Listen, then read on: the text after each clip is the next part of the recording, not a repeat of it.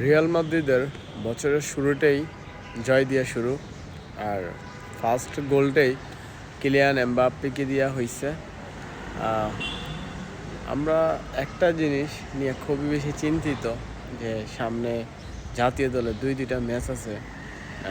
ব্রাজিলের একটা প্রথম ম্যাচের মধ্যে চিলির বিপক্ষে যে ম্যাচটা, এই ম্যাচটার মধ্যে হলুদ কার্ড জড়িত সমস্যার কারণে ভিনিসিয়াস খেলতে পারবে না। বলিভিয়ার বিপক্ষে যে ম্যাচটা আছে সেই ম্যাচটার মধ্যে খেলতে পারবে, দ্বিতীয় ম্যাচের জন্য ঢাকা হবে। বাট আমরা এটা বুঝতে পারতেছি না যে ভিনিসিয়াসের কী এমন হয়ে গেল, ভিনিসিয়াসের এত বাজে পারফরমেন্স।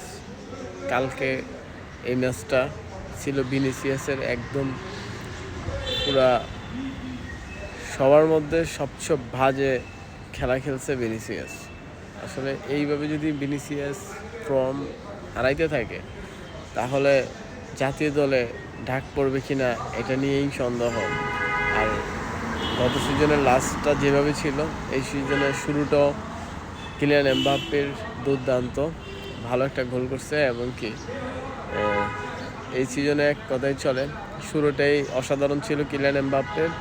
আমরা আশা করব কিলিয়ান এমবাপ্পে এই সিজনে অনেক ভালো একটা কিছু করবে। আর সবচেয়ে কষ্টের বিষয় এই, এখন পর্যন্ত রদ্রিগোকে নিয়ে কোনো চিন্তাই করা হচ্ছে না।